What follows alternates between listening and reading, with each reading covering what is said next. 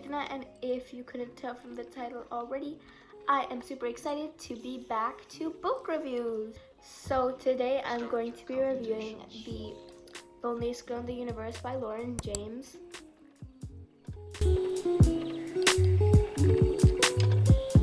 Definitely right now with quarantine and everything, a book is one of our best friends, other than technology, of course. A definite natural time spender thing. It keeps us busy and it is very entertaining. So I decided, since I will be reading a lot of books during the quarantine, why not review this? So this is one of my favorite books which I read during the quarantine so far.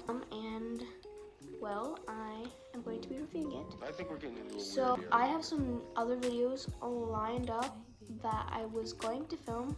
That was just my sister, sorry. And I just wanted to know if you wanted to see that.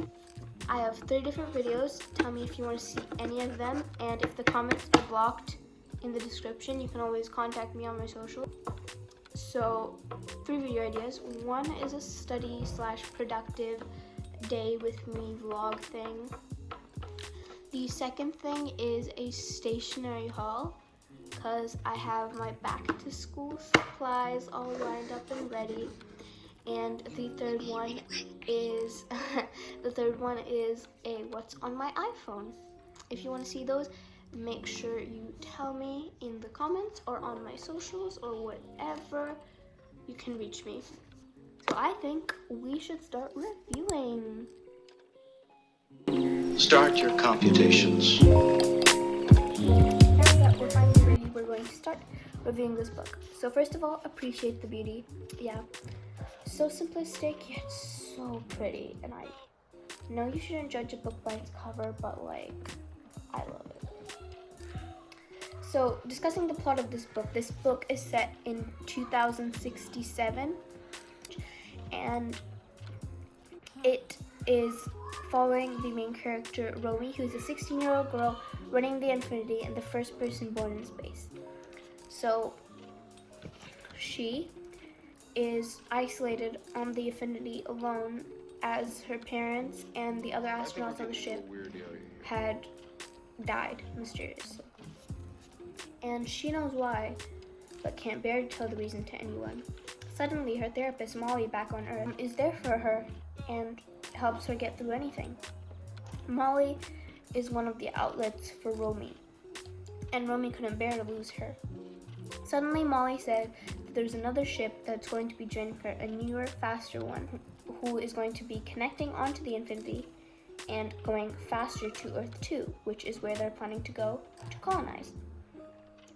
So she's very excited and elated by that she'll be able to get to Earth 2 faster and establish a life there and not get too old. So Molly then, few messages after that, she says that there's a war going on Earth, and she loses contact with Molly for a while. And for a while, I mean a long time. So then she starts speaking with the Captain J of the ship, the Eternity. So the Eternity and the Affinity are now 2 ships that are going to Earth 2. Romy thinks, well, why is there only one captain on the Eternity, especially with what happened last time with the astronauts and her parents? So that's a little, well, I don't know, interesting, I guess. So basically she messages with Captain J of the Eternity and eventually gets to know him a little bit more and notices that he's very much like a character in one of her favorite TV shows. So she develops a tiny little crush on him. So after that, she sees a lot of clues leading to that he is not the person that she thought he was, and he's someone else. I'll leave the rest for you to read, because the rest is the biggest plot twist in the century.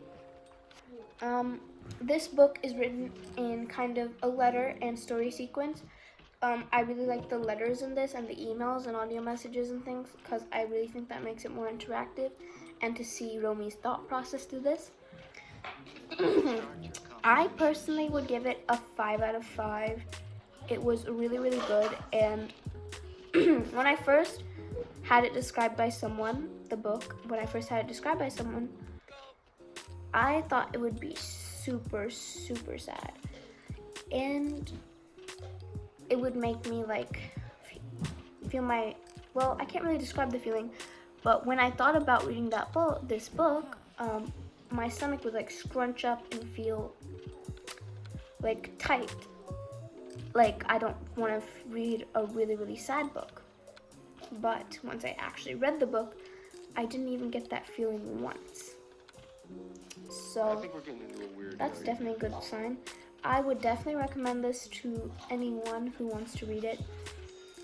And I give it a 5 out of 5. It has plot twists, it has emotions, it has mysteries, it has everything, and I absolutely love it. It has torture. Why you always lying? Oh my God. You don't know.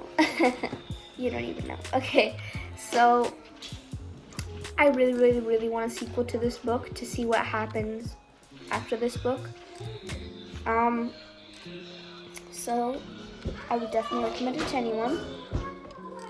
And basically, it is a very, very, very quick book.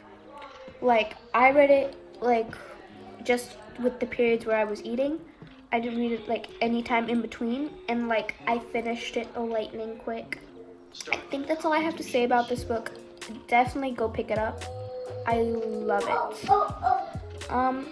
So if you like these book reviews, please contact me in some way and tell me, because you know the comments are turned off sometimes and on and off, you know.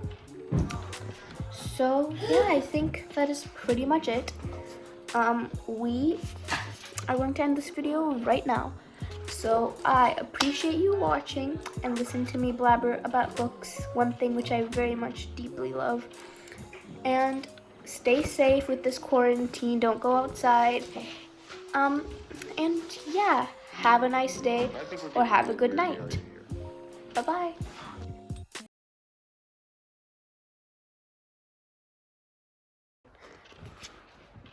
What? A shrunken head? Yeah, look, they cut the head off. Can you put it back on? No. You get all the pieces. What? Why? I didn't want that. What the heck is this? You didn't want that doll? You just wanted the head. You wanted to throw the head.